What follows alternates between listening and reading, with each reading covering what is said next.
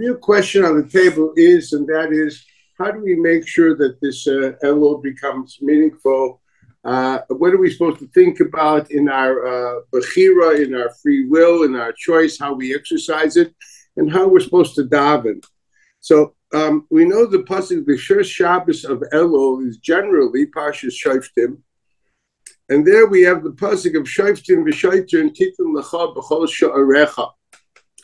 Now we know, as we learned in the past, that Torah K'daisha is understood at multiple levels of Pshat, Remez, Drush, and Sod, because basically the Torah is the messages of HaKadosh Baruch Hu, how He wants to interact with the humans, and He does it through letters, words, but it can be understood in multiple different ways. The Gra writes, as I once mentioned, until you know the Pshat and the Remez and the Drush and the Sod, and you see how they're internally connected, you don't know Pshat. You know, the only way you ask a test of whether Pshat is really Pshat if it fits with this Remez and the Drush and the Sod. Ad Kedei Kach. So they are all interwoven. Therefore, when we learn the idea of Shaitim and Shaitim Titan Lecha B'Chol Sha'arecha, which simply means to say that we must appoint a system of jurisprudence, courts, enforcers of the law in all our major cities. That is what the Rambam and the Ramban bring the halacha over here this week's in Parshas Shoftim. But it also means to say other types of Sha'arim and other types of Shoftim and Shoftim. The example would be, in your first source, you have a Shalah HaKadosh, a source of the Shalah. It's in Derech Chaim to Chachas Musar, the Shalah. Usually has also Pshat, Remez, Drush, and Sod, and then there in the Remez he discusses also Divrei Musar, Divrei Chachava Musar, and he explains also how we see that in the Psukim. So he writes, for example, Shoftim v'Shoitim Titan Lecha B'Chol Sha'arecha. You should have judges, assessors, I would say, judges and enforcers, police, in all your gates. Bikanyesh Remez, this is the Remez of Musar. Lahad Desnan, that which you learned in the Brisa and Sefer Yetzirah, that's a Brises. Shiva Shorim Heim Banefesh. There are 7 gates in the soul. What is a gate? The purpose of the idea of a gate is explained in the Likutei Maharan, is that when a gate is that which through which one goes out and one brings in, is the capability of internalizing phenomena around you and expressing yourself in the world around yourself. That is, you have, for example, Mem Tes Sharei Tuma. Or what does that Mem Tes Sharei Tuma means? What are your sho'orim? Your normal sho'orim would be your psychological interactive personality. That's how you interact with the world, with your different psychological profile is what is expressed. And that's how since we know that we emulate the Metzias of a Kadosh Baruch Hu, and Kadosh Baruch Hu has 7 midos, L'cha Hashem HaGedula, VaGebura, VaTiferes, VaNetzach, VaHoid, Kichol B'Shamayim V'Oretz, L'cha Hashem HaMamlacha. That is a pasuk in Divrei Yamim, which is the source for the Kabbalists and the Zohar Kodesh writes that God has 7 attributes: Chesed, Gvura, Tiferes, Netzach, Chayt, Yesod, and Malchus. Man too is judged that way, and therefore you have 7 major categories, and each one of them is 7 times 7. That is 49. We discussed this in the past. So basically, you have 49 major sho'orim, and there's Memtes Sharituma, where you can be totally psychologically decrepit. And you can go into Kedusha and use your personality in a proper way. So Shoftim is Shaitim Titan Lecha B'Chol Sha'arecha. So the Sefer Yetzirah discusses in context of what the Shor means. He says, Shtei Einayim, 2 eyes. Here he's talking about the personality, but the tools of interaction and with the world around him. First of all, you have 2 eyes. Shtei Oznayim, it's already 4. Va'peh, that's 5. V'shvei Nikvei Ha'af. And there's also the 2 nostrils, basically there that you're internalizing what you call the scent of the world. So you have the sound, the sight, and the scent of the world, and then the interaction is also either by taking in food or expressing yourself through your mouth. So Sefer Yetzirah is describing basically the 7 gates which are found in the head of the man. But he says further, Amnon the Shalar Yesh the Shar the Sha'el Brita Maor. V'gam came Pe'ah Tachton, the idea of the sexual organ, which is Pe'ah Tachton. It's also the way you express yourself. We have to keep our Sha'orim. V'hainu Hariya Hashmiya Hadibur V'akas Hayotze Min Ha'af. Somehow we understand we snort in anger. There's an expression of anger. Gam Kein Tzarech Lishmar Shar Bris Kaidish. We should also be very careful with that tool of interaction, which is the sexual organ. Shelo Yetze Zera Kiim the Kedusha. We shouldn't have any other expression outside of Kedusha. Gam Pe'ah Tachton, she also the mouth itself. Shelo Yemalek Kreisei Kebeima Kibitzaya. You shouldn't eat in fresh. You should eat like a human being. Val Elu Ashorim on the Shorim of what? Of the 7 Shorim brought down in the Shalah, which is the eyes, the ears, and the nostrils, and the mouth. And also we obviously have the idea of the Bris Kodesh. These different things. Yosim Adam La'atzmei Shoiftim V'Shoitrim. You must put assessors. You must always do before you think. You must look carefully. What am I doing here? Why? Where does this go and what does it lead to? Klomar, sheyishpotit atzmo tamid. You should constantly assess yourself and judge. Well, what is happening here? I'm about to open my mouth and put something in it. Am I open my mouth and say something? 1 minute. What am I saying? This is narishkeit or this is chachma? This is litzanis or this is emes? Is this a dvar mitzvah or is it the opposite? Cholul levachas. You constantly have to have shoftim. V'zet tevas lecha, titen lecha, shamar titen lecha. You must give it for yourselves personally. It doesn't say lachem, it says lecha. Shamar titen lecha. V'yashgiach tamid shelo yesham shum aveira. Very hard to do. He's basically saying the pshat and the pasuk mean to say one must think carefully and exercise intelligent decision before one interacts with the world around him. Ki kemat elam akaimis makim shalom v'yu tamid b'kedusha ubetayra. In bluntly, he's saying, halavai that these places, these shu'arim, should constantly be holy and be sanctified and justified. A nice way of saying that Shalom explains that the idea behind this pasuk is that God is asking us to interact with the world around us intelligently. A shofet is someone which has to analyze things logically and doesn't work with gut. Doesn't work with, I feel my toes. No, it has to make sense. This is what the man is saying. And then you have to be able, once you have come to a decision that makes sense or it doesn't make sense, then you have to enforce that. Sometimes, many times we know it doesn't make sense, but we end up doing it anyway because we let ourselves go brain dead and we just float.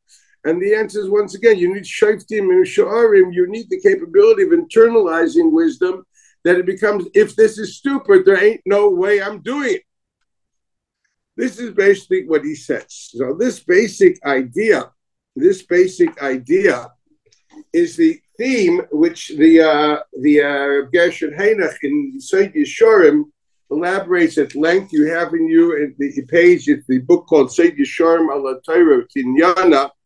This is the Mamarim that Reb Gershon Chanoch Leiner, the Baal HaTchelis, not the Tchelis that runs around today, the previous one, which was disproven and seen as not being accurate. He was a Gaon Olam. The man died at the age of 56. He has 6 volumes on Torah, 2 volumes on Zohar Kodesh, 2 big, enormous books. Literally, each one is like a balabasra of Eisvahadar with the riff. And one is on Kalim and one is on Aulis. You understand? He has a big book, Tikkun Erevin, on Erevin. This guy was at the age of 56, knew Kol HaTorah Kula, except for that he spoke 7 languages, including Latin, which was really interesting. This was like a rabbi doctor. This was like the real McCoy.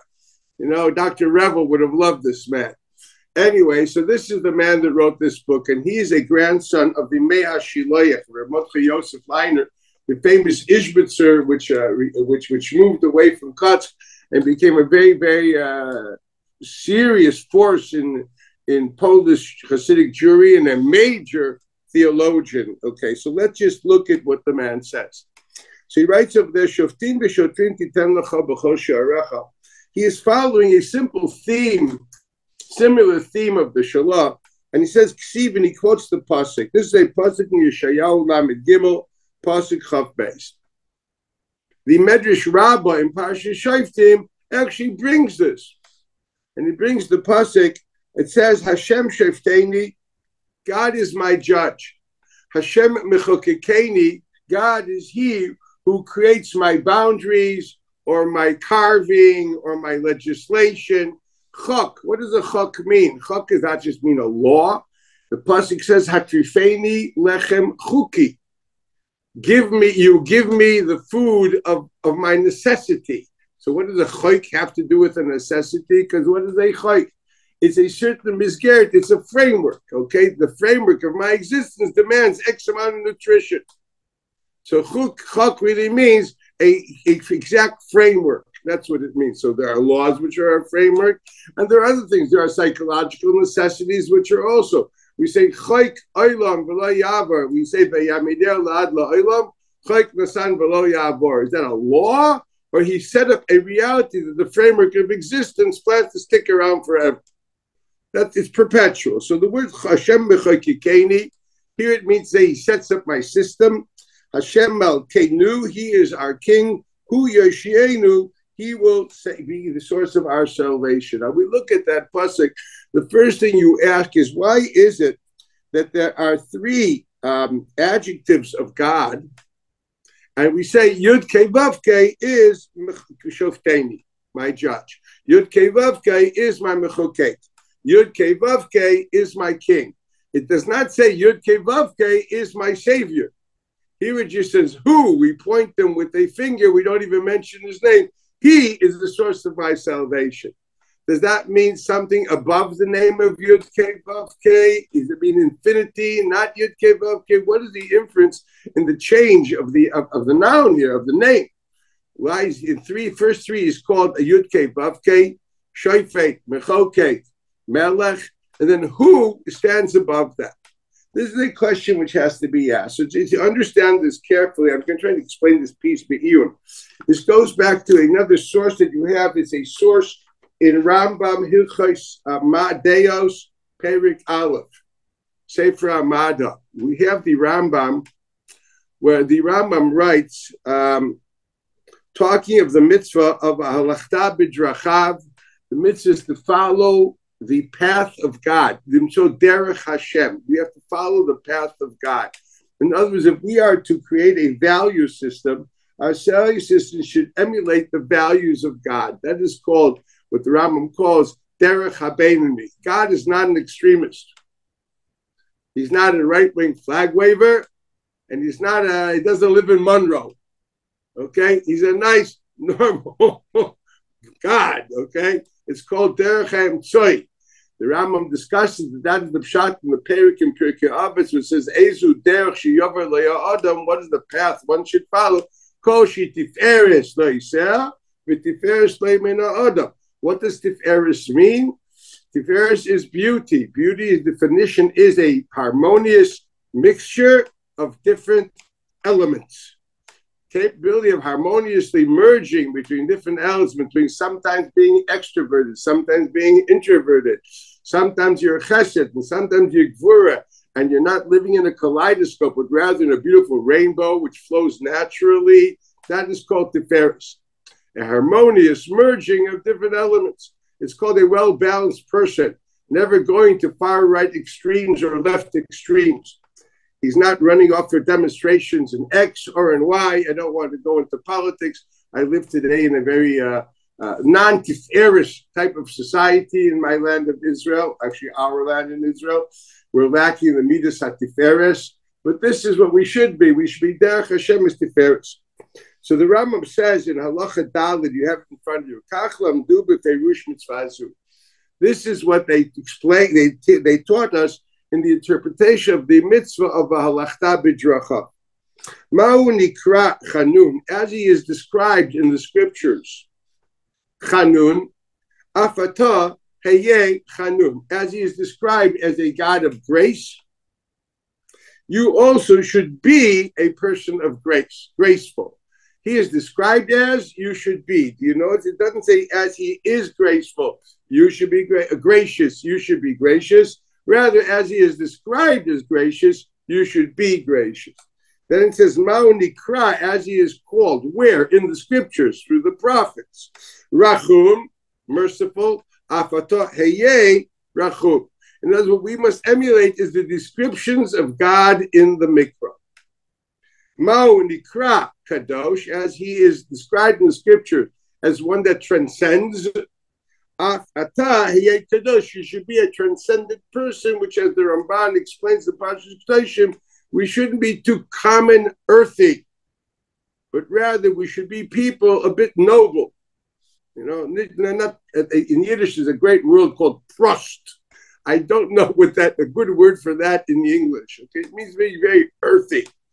So he says, "V'al derech zeh," and in this fashion, karu haneviim lakel, the neviim, the prophets, described God by name, b'chol otam kinuyim, in all those different names. They called them by different names through his midos. They tried, he's a Rachum, he's a Chanun, he's a Erech HaPayim, he's a Rav Chesed. They described him, okay? Erech HaPayim, Rav Chesed, Tzadik, Yashar, Dav Zayin Gleich, Tomim, no shtick, Gibor, can overwhelm challenges, Chazak, he is a steadfast bastion of stability, and many other such adjectives. Loidia, why did the prophets describe God in different ways? So the purpose of description of God through the prophets with different adjectives or names, loidia, to let us know she'elu drachim tovim v'yisharim. That when we describe God by an activity, by mode of behavior, because these are drachim tovim v'yisharim. These are the straightforward and good path that we should be following.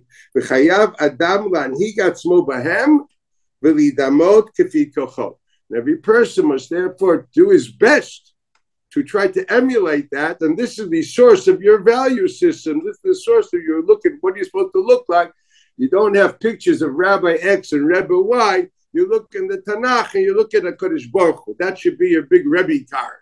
Okay, you emulate Derech Hashem. That is the mitzvah of Alachta B'drachav. It does not say Valachra B'darcho Shel Reb Chaim Kanevsky, or it doesn't say Valachta B'drachav of Yorl of Sakmer, or Alachta B'drachav of Reb Yoshever Soloveitchik. You follow the path of God. Kifi Kocho. Thus we now know, and this is a big yesod in this Rambam, whenever we have the pasuk describing God, he's asking you to do the same thing. In light of the aforementioned, go back to the previous source of the Seid Yeshorim, and let's look at that pasuk again. It says again in the second line, the pasuk Yeshayahu, Hashem Shofteni. God is my judge. Equals, he's telling you, you also have to be a judge. You follow Derech Hashem, you must also be a judge. Now, does he mean to say you must judge other people? No. You have no right to judge other people. Even the idea of a judge judging other people, the Ramban writes, is only because Hashem nitzav b'adas keil, because they are the shluchim of HaKadosh Baruch Hu. How can we judge anything? The answer is God expects you to judge yourself. Very similar to the thought of the Shalah of Shoftim b'chol sha'arecha, your own. You must be a judge of yourself. Then says mechokekeni. Again, whatever mechokek means, you must also see that and search for whatever your chakika is, and he will explain. Hashem Malkeinu also means to say that one must somehow emulate that and be a melech. Yet when it comes to salvation, this is an unbelievable pasuk. Man cannot emulate the capability of being a savior because he is not. Salvation comes only from a Kadosh Baruch Hu v'chodev ha'atzmai. There's no valachta b'drachav an yeshienu. No one's asking you to save the world. You must do what you have to do. You have to be a shofet. You have to be a mechokek. You have to be a melech. But Yeshua Sa'olam comes totally from HaKadosh Baruch Hu. That's the answer of why there's no Shem Yud Kei Vav Kei next to Yoshienu. Now let's try to understand what this means in our Avodas Hashem. Ubi'er kvod Adoni Avi Mori v'Rabbi Harav HaTzadik HaGaon HaKadosh Zecher Tzadik HaKadosh Livracha L'chei Olam Haba equals he's talking about his father Reb Yaakov Leiner, the author of a famous Hasidic book called Beis Yaakov, the second Ishbitzer Rebbe. Ki Hashem Shofteni Nikra. When is it that we are called emulating God and we can be a judge? Can we honestly judge? Now here there's something interesting. What he's doing is actually challenging the Shalah. The Shalah tells us that the Pasuk is telling me you must judge yourself. Are you really capable of judging? And that's an interesting question. And he explains this problem. Let's be honest. I'll say it in English. A judge must be impartial. Because if there's any negia b'davar, that's the Yisur of Shoichat. There's no person which is more negia to himself than no bigger Shoichat than man's pleasure for oneself. Can you answer? How can God expect me to be an impartial judge without I'm supposed to forget my existence? I'm a negia b'davar. So how can I emulate the Kadosh Baruch Hu by being a judge? When and how can you judge? The fact of the matter is that we fail constantly in our Bechira Chavshis. We make so many mistakes in our decisions because we are Negeh B'Davar. We are pleasure-seeking animals, and therefore the goal of pleasure will overcome multiple logical values. Yes, everybody realizes how despicable it is to steal, yet you'd be surprised when push comes to shove in a serious business deal, you may not always disclose that what you should be disclosing. And you said, let him figure out on his own, and we'll create some kind of a pilpul in our head to justify it when you know it's also if he did. And didn't pruta kedin meya, for goodness sakes. You never see people in that job that, by the way, they have private phone calls for a half an hour, and that's why I ring to that office. It takes me who knows what till I get an answer. Das is gezel. Crush it to gezel. I hate to say it, taking a paper clip is also gezel if it's not bereshus. This is Pasha didn't prove it didn't meya perik aleph if is geneva and if is gezela that even pach m'shiva pruta is an isser deraisa. God help me. Okay, this is the honest truth. So why is it that we fail? We all learn Baba Kama. Even the ladies learn Baba Kama today, right? And definitely, you know, the dinner of Lesigzel and Lesigna. Vasida Geschäfte, they plopple away on the phone in the office. You know, the secretaries are very busy. They have to discuss, I don't know what. This is not gezel. They wear a shaitel until their nose, and they have skirts down to the offer benadama. Oh, you're over the races. Oh, they go to Lashon Horror rallies, etc. What happened to that? And that's a very Adam Dashma Akev. This is very, very, very common. That's why I'm mentioning it. Whenever you go to an office, you'll see it constantly. Unless the boss, if the boss doesn't let you do it, he's a Russia. What can you tell me? You know, and the answer is because simply you're meshuchad. You're meshuchad, and once you're meshuchad, you see things in a sort of a crazy way, and you find a way of justifying yourself, or you simply choose not to think because that's what's normative, and you decide that's minig b'nei Yisrael. That's what the Chasam writes. That minig is oisius gehenim. Following the minig of b'nei Yisrael, you can end up in hell. So, what is it? What do we do here? So he writes carefully. The only way to be a shofet kishabchira adayin b'machshava. You can only actually succeed with free will if you make the choice prior to involvement in the activity. When you made a clear decision of your values prior to encountering an application. You have to sit down and with yourself and Italy make a list. In such instances, what should one do? What are the value systems? You learn a value of like 6 and then you make a list of different applications, and you write the truth, all the applications.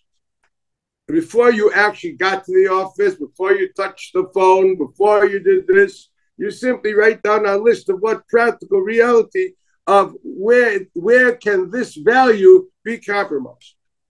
And that you do before you make the decision, well, if this is my value and this will be compromised in this situation, I either skirt the situation or I encounter it and I act according to my values. What you're doing is dealing with the value system and with the application before it comes into reality, while it is still in theory. And that's what he says, when your choice of what to do and not is still a theoretical reality, prior to becoming a practical reality. Think carefully. You're in medical school. There are many, many halachas of Shmiras Shabbos. You have to make a decision. Now, normally when you're in it, you say, well, there's some kind of etemblia in your role. But if you said the question before, you sat down and said there are X amount of possibilities, you're in it, you know already. What should I do in a case like this? What should I do in a case like that? And you make a decision in a theoretical reality, the odds are that you'll succeed, and you'll succeed then to adhere to that decision when you encounter it. Because it's already freely put in your mind and decide that this is not what I'm going to do. In others, you made the decision as a shofet while you were still impartial. Before you became a neger b'davar, you had the shoichad of involvement, pleasure, etc. So that's what the Rebbe writes, Shabchira adayin b'machshava. You can only be really a shofet if you make these decisions while they're still theoretical. Because at that point of time, since you're totally partial at the moment, because you're really dealing with the theoretical reality, you have the capability of your mind and your moral system to control and dominate your will. Because you don't really have that will yet. Your will really comes into full flare when you get involved. So at the moment, you can make a decision and really say it to yourself. V'nikra shofet, then you're called a shofet. So what he is talking about, what the Shalah is talking about, is being a shofet means making decisions while you're still not involved. The hainu deya bihira, what is a shofet? When we say God is a shofet, it means to say deya bihira, very clear, cold thinking. There's no I feel or my gut tells me involved. It's clearly this mathematical deciding on values and truths. There's no efsha, etc. All the different mumbling I get every so often. You know what I mean? I feel that. I love when people tell me that. Yeshli hargasha. When people tell me yeshli hargasha, says, well, you're a nida. In nida, there's a loch of hargasha. But you're not a nida. There's no hargasha in halacha except for nida. You're not a nida. I think you're a male. So don't come up with the hargasha. What do you think? Not what you feel. So he says, yes, then you can do it. De'ah bihira misulekit mikol shemetz negiah, totally divorced from any iota of involvement. Then you can be a shofet. That's called valachta b'drachav. So the mitzvah valachta b'drachav is to do that. When I tell you, it's not just an eitzah tova how to succeed in bechira. It's actually, that is the tzura of the kiyum mitzvah of Hashem shofteni equals valachta b'drachav. You should be a shofet for yourself. God is demanding, because of the mitzvah valachta b'drachav, that one must act in this way and create a value system, making decisions on applied realities prior to their occurrence. This is something which is so important, you have no idea. When I learned this when I was a bit younger, it actually changed my life. Of deciding not just value system, but creating theoretical scenarios. And your dad, Tzaddik Nefesh Behemta, everybody knows the scenarios he's encountered and how they'll encounter them again. So think of it now, because after you encountered it, you failed and you said, oops. Now, in order not to say oops again, think of that and decide what you should be doing. That's what you end up doing. There's the chachma here. When you talk about vidui, I always think that that's the real value of vidui. Bringing up the occurrences of sin and saying, well, that will not happen because now I've decided it will not happen, that occurrence, because it doesn't fit with my value system. Then you have a possibility of actually doing something and assessing yourself in truth and growing. So he says over here, because once it has left the theoretical realm and your choice is now, well, I want this, but should I do it? You're already dealing with values versus will. That doesn't work too well. My life's experience has told me that. It doesn't have to say, I will this, although it is wrong. We will find some crazy way of self-justification. I love the great thing of G'dola Avera Lishma and Eslas Lashem Avera Teresecha. Or there must be some Ad Rishon which grew up in Italy that maybe he holds like this Shita. You know, anybody living in certain areas of New Jersey and Long Island will know these things. Okay, we find some odd Shita somewhere across the line. Oh, this is matcha. That's enough. Do you realize what this is? You wouldn't invest with that way with one odd view. You wouldn't take that investment. Yet here you'll go to heaven or hell because some odd read somewhere or Chubas Maram Al Shikra, I don't know. Hello? Is that mainstream? Is that Rav Rebbe Shena Rishonim? Nah, v'chulu, I'm not going there. We know exactly what I'm describing here. So he says, no, that's what happens. You're not going to sin. You're going to say it's mutter. Why? Because, you know, Hanachlam Yisrael, Imlay Nevi'im Hem, B'nai Nevi'im Hem. So obviously there must some kind of Rishon that grew up in southwest Italy that must agree with this. Okay? So this is what he says. As you charid sonola totet sichlo, she ended the melo lahebach. You're actually going to convince yourself that this is okay. And that's what we do. No one feels that he wants to sin. What you do is you eat, because then you wouldn't do it so many times. You're officially Orthodox. No, it's okay. Maybe it's a sinola, not a sin. It's a sinola. It's a yeshiva shling. It's a minig yeshivas. You know what I mean? You find it's so funny how people justify their activities. If you put them in a corner, it's really ridiculous. But this is what happens. Okay, you have an issue with your eyes. So what do? And you get yourself a phone without a filter. Hello? It doesn't work. What's the big aid? It doesn't work. You're the aid. What am I supposed to tell you? Okay? You don't go to a bar if you know that you're a shtickler. You need a lot of tzitzis for going to a bar. Right? Otherwise, you get a problem.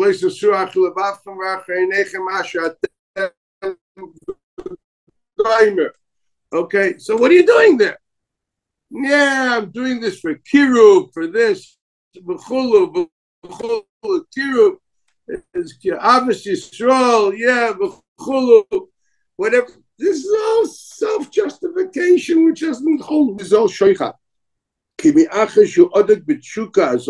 Since he is cleaving to this desire, because of his partiality, the will, the desire, will totally mislead the intelligence. As the pasuk says, it doesn't say it makes him stupid. He is a pikeach. He knows his Baba Kama well, but it'll make him blind. He will relate to reality in an impartial way and see it in a bit of a slanted direction. As a great Talmud Chacham, but he's a negah b'davar. The primary way of being a shofet and finally succeeding in Bechir, and finally holding up to the commitments that we make on Rosh Hashanah and Yom Kippur, the final way of walking out of this bog and finally trying to walk on land and grow, if you want to know, is to make an objective assessment, an objective value system on applied realities prior to the encounter. It's you guys have a notebook and start doing it. This is the truth of how to grow. Without that, it ain't gonna happen. I'm old enough to say it.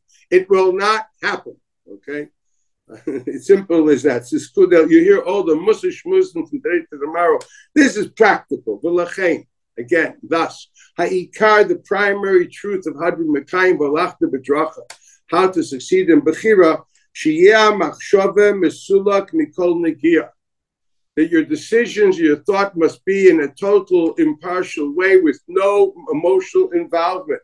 Sha'az, then and only then, hasechel bahir, then you have clear thought, beli ta'ut, and you will see things the way they are without some kind of misconstruing of reality. That's stage number one in Avodas Hashem. I think it's the most important stage. I wish they would have told it to me when I was younger. I only learned this when I was in the early 20s. Believe me, chaval al hachayim sheli, and chaval on anybody which hasn't seen this and bought himself a book, and started writing value system, values, and applied realities which are applicable to your own private life. Here, I learned in Keren B'Yavne. I'm going to be sitting at the table at lunch. X and Y are going to talk. They're my friends. Now, can I listen? Write it down. Don't tell me because it says in Chafetz Chaim, that's what he's was from. I'm not. Write it down and decide. Does it fit with your value system? Decide, well, in that case, I will do as follows. Very simple. Okay? My beautiful Armani suit was stained on Shabbos, and it's black. God, what will I do in that case? Will I walk around all of Shabbos in a stained jacket, or will I do a little kibbutz, which is an Issur D'Oraisa? And then you covered Shabbos. You'd be surprised. I'm talking about from people. I saw their stained jacket, and all of a sudden they came out of the toilet room over there, and it's clean. My was going to scream Shabbos, more to Kol Alma. But you guys are from. He has a gartel and all the works, whatever that is. It's a mafchim between his erva and his kedusha. I don't know where it is. I think it's probably by the tie. That's his gartel. The kedusha is in the head, and everything else is not. So Vasha does. The teretz is, but he has to write it in an own book. Not enough for it to be in the Mishnah Berurah. It's not enough for it to be in the Chafetz Chaim. You have to write it on your own life. And that's the way to do this. So that's number one, stage number one. Hashem Shofteinu. The beginning of Elul this is the way to explain that good old Shalom. I believe this is nothing more than giving the oimik of what the Shalom meant. How do you make a policeman? By doing this, by assessing objectively prior, then you have police. And then there naturally will be enforcing, because that involvement of that decision is the shaiter which will stop you from doing shtiyot. You minimize the oops of your life. The Blachman writes that what are the mea kolos of the shofar? Mea is an idea of multitudes. So he says, after we sin, we always say oops. Where we're collecting all our small feeling of our depressed regrets of our sins, and we blow them up, bring them back up to God. We're going to stop saying, I did oops until now. Now I'm going to make sure that don't happen. That's what he writes, the Pshat and the Mea Kolos of Shofars. I'm basically saying all the oops, shouldn't have done that, I feel lousy, want to take a shower. All that are the Mea Kolos of Shofar, which now we raise. All our mini regrets, which don't do anything, bring them up together and make them practical. This is what's being said over here. That's when I hear the shofar in Elul, it's not just, for many people, I think the shofar is like a Elul Shabbat. It's called Tfilas Haderech. That's when you're on the way out. Okay, I remember in Bergenfield, in Or Torah, there was a sign. Elul Shabbat is not Tfilas Haderech. I mean, you should stay until the Kaddish afterwards. Okay, I still remember that. I think of Kiyas Shofar and Elul the same way. No, Kiyas Shofar means listen. What's it saying here? Oh, remember your oops? Make sure the oops happens before you do it, not after you do it. That's what it means. That's a shikul Torah of Nachman. So this is number one. What is the Shem B'chokikenu? So here's something very profound, which is a big piece in Ishbitz. He's about to discuss here, how do one make decisions and pray for things? Does he know which the right thing to pray for? Sometimes you pray for wealth. Will that be good for you? Do you really need it? How many people's lives have fallen apart because they came into a lot of money? And just an example. Sometimes you wonder. Sometimes you're praying for children. You wonder, are you sure this child will be good for you and for Klal Yisrael? I know of a person that the Chofetz Chaim didn't want to give a bracha for children until Rabbi Zalman intervened and promised him this kid, he'll make sure the child will be a good boy. And Baruch Hashem, the grandson was a friend of mine in Yeshiva. You pray for things. Is it really good for you? Is the right thing? How do we know what to pray for? We're coming to Rosh Hashanah. We want to pray for so many things. Maybe it's better the way it is. I wonder many times because in history, the nisayon of poverty is and was a terrible nisayon, but the Judaism as a religion flourished and succeeded. The nisayon of democracy and affluence and even opulence has been a total failure for this nation. We have a rising tide of assimilation in a frightening way, which, believe me, was not that way at all 100 years ago. So I think the nisayon of Osher is a nisayon that we have failed. And the nisayon of Oini, as a nation, we've actually not just survived, we thrived. The whole Golus, the Shulchan Aruch, the Shach, the Taz, the Rishonim, that's all within the world of no democracy and terrible persecution, and religion flourished. So sometimes I wonder, people scream it's Chodesh benching, Chaim Sheish Ben Parnasa, that one they cry a lot below. I suggest you try the Avos Torah in Yerushalayim. That I know we don't have. Every time I have to think, should I be praying for this or not? Coming Rosh Hashanah, people put a lot of effort into prayer. So here he starts and says, Hashem mechakikeni. What does chakika mean? Chakika basically means, and this is a mimer of the Balatani Lekutei Torah. He says, I'll elaborate a bit. There's like three ways of writing. One is you basically have what's called klaf mashuach. You have a parchment, which is, they put some kind of a layer on it, and on that they put the ink. That's actually possible. But we have a lot of those things, not kosher tefillin with klaf mashuach. Very careful with that. That is something where reality is that the ink, which is nothing more than a dye with a gluey substance, does not really get absorbed in the animal skin. It's absorbed in the shellac layer on top of it. That's not writing. Then there is a ksav, which is kosher, which is the way it should be done. Is basically you're taking the dye, gluey substance, and you're writing with it on the parchment. That gets absorbed in the parchment.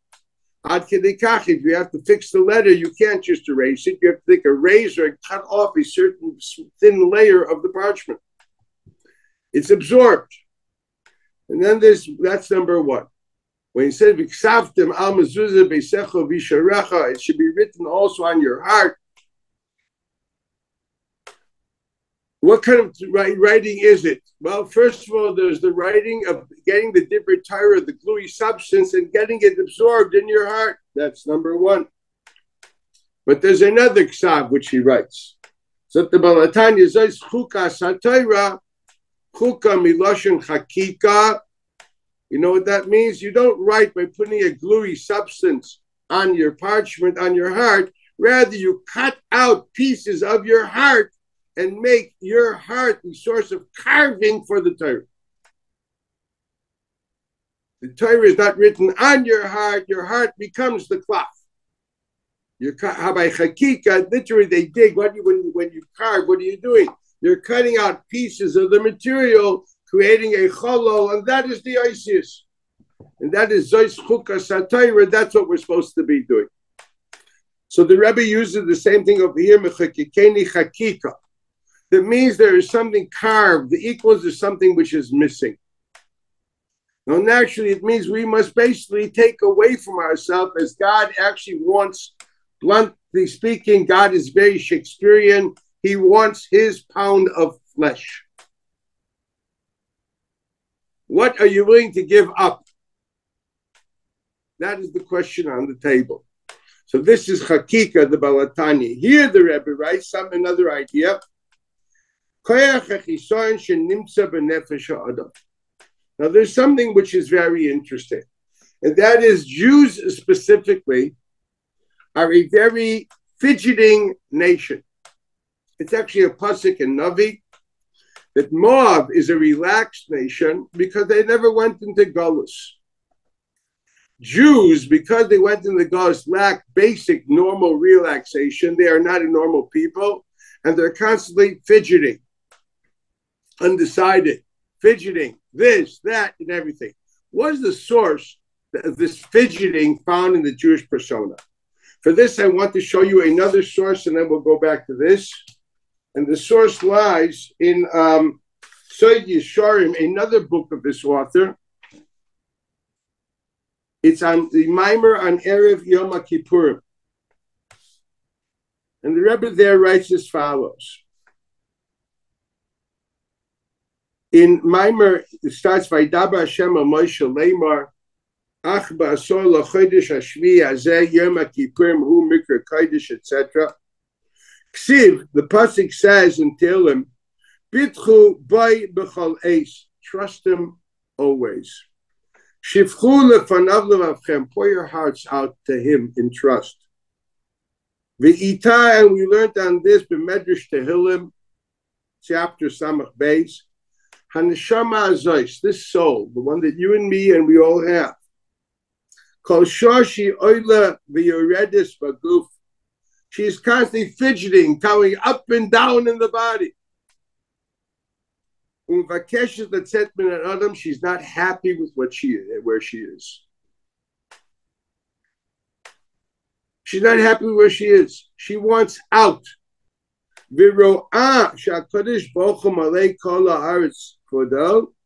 once it realizes and internalizes that everything is covered HaKadosh Baruch Hu in this world, she suddenly recoils and stops fidgeting. The key for relaxation, there's a natural inherent fidgeting of the soul, for the soul feels underaccomplished. It feels literally like Gulliver in the land of the Lilliputians. Like, what am I doing here? Can you imagine taking a person, which is a smicha student of Reb Soloveitchik, and all of a sudden putting him into, and here he is used to thinking theoretical ideas, and suddenly he's surrounded nothing more by a bunch of little kids in great men. It's a shock for him. At the moment, at the beginning, he definitely feels out of place. I'm talking about my own students. Then slowly but surely he realizes he's there for a certain shlichus, an important thing. He gets accustomed to it and he's happy.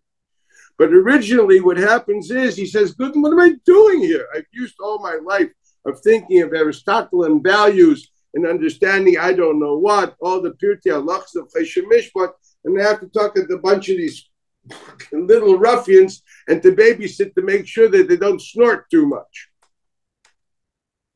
What am I doing here? Well, the same thing is the soul. He writes, look carefully. Hinei yishlich Hashem yitbarach or yikarot gadol ba'arbe levushim v'hastarot. God put multitudes of enlightenment, of godliness, all in this whole world, engarmented in so many ways, and hidden in ways that you really have to look for him. Yes, if you have open eyes and you see the wisdom and the beauty of God's art in nature, if you see the beauty and the wisdom and the unfathomable wisdom in science, this is unbelievable. This is called Kulei Kadosh Baruch Hu, even in the simplest Gashmias. Then the world is like when I go to the Art Institute in Chicago, I feel drunk. Okay? You feel drunk with Mar Rabu Masech Hashem Kulam B'Chachma Asisa. I just spent 10 days in northern Italy. okay, by the Dolomites, okay? It like living in a picture postcard. You saw the nature. I was singing Nishmas to myself the whole time. Like unbelievable. I went in this whatever it is, you know, and I was going between the trees for 20 minutes tied up. And I says, wow, this is like, God, you're cool. You know, I was doing a Breslover tata thing. It was like, really, you felt, wow, this is like frightening. And you say, wow, this is the way you're supposed to be every day. You know what I mean? If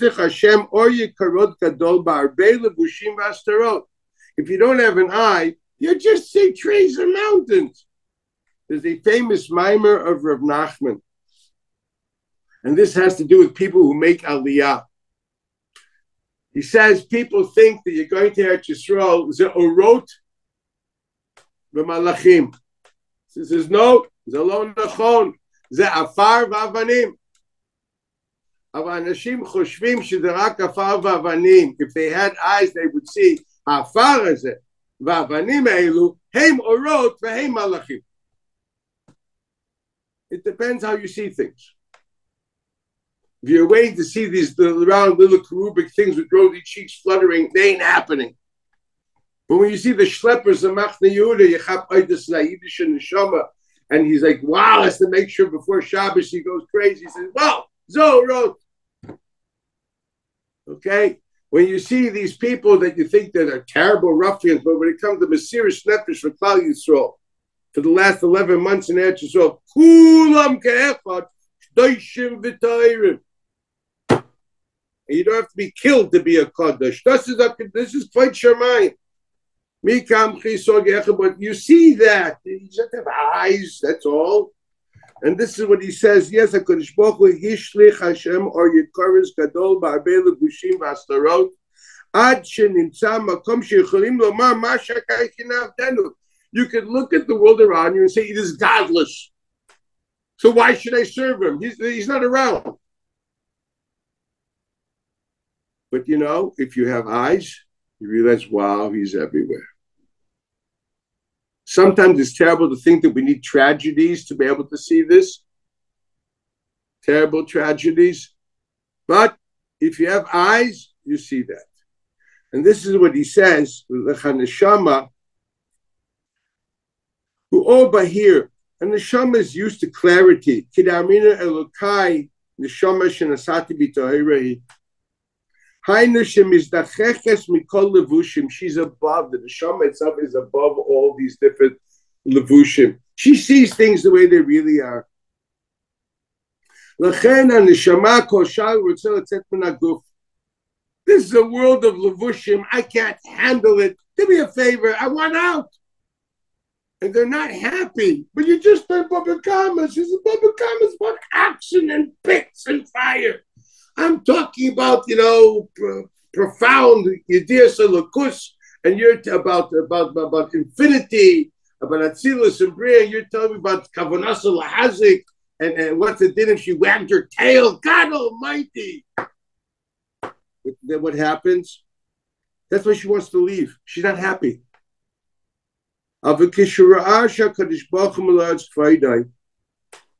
היינו, שמכרת שבתוך הגוף גם כן נמצא כבוד שמיים ואורו יתברך באמס, בתוך ההסתר נמצא אור יקוד גדול ביותר.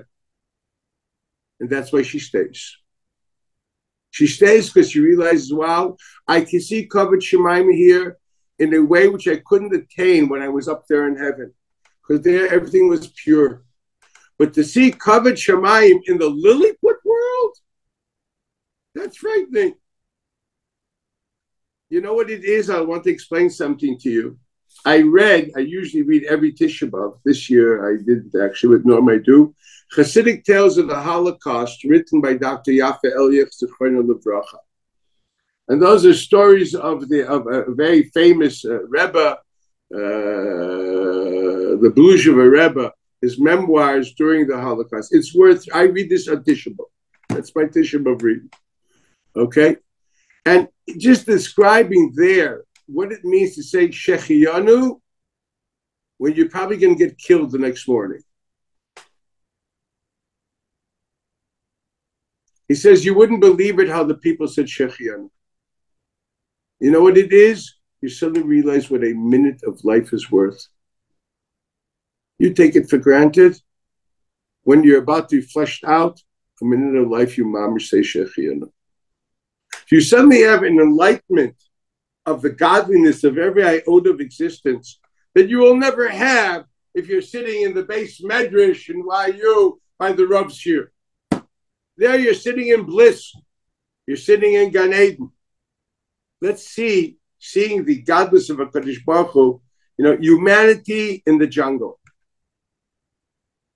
That's when you realize what the human spirit is. That's the covered shamayim that the neshama stops fidgeting about. So the way to keep relaxed is by realizing, brother dear, your fidgeting is not just a psychological reality, it's a natural phenomena of the neshama. It is chosser. I'm missing something. And suddenly you realize, brother, there's tons of it here, which is more than anywhere else you want. So every neshama is looking for that thing which will make it relax. Every neshama came here with a shlichus. Every neshama has something which it needs. Every neshama is here to find kavod shamayim in a certain area of this life. Some people have to find the kavod shamayim in medicine, some in business, some in art, some in music, some are in interacting with people, some in communal leadership. There are so many different places of seeing kavod shamayim in areas of life. Which one am I looking for? How do I know what I'm missing? I know I'm fidgeting. Oh, you can take your different tests of aptitude. You could be this, you could be that, you can do this. But they usually give you 3 options. Which one? Well, we're going to do 3 doctorates and then you end up selling caddies? What are we going to do? That's the question on the table here. Well, we're going to continue this next time around because this is really the second stage. It's only when you know what you really need, that's when you start asking for it. Because the davening for things which you don't need, they may not even be good for you. You're not going to gain anything from it. They actually may turn you down. So you expect God not to answer because he says, I know what's good for you. But you have to know what's good for you. So the real question now stands, how can I know what's good for me? And that's really what we're getting to. But I want you to know, before anything, he says you must first live with calculated ideas, creating a situation where you are a shofet. Only then can we come to this stage of knowing what is my chakikah, what is the hole in my soul that I'm looking to fill and I don't even know what it is. What's the bore, what's the pit in my persona which I need to recognize in order to fulfill it. Okay, guys, I have a shir coming up in another hour, so I have to stop now. Great seeing you all. Have a great Elul, and au revoir. Take care. Thank you. Right. Thank you so much. Take care. Bye, Koltu.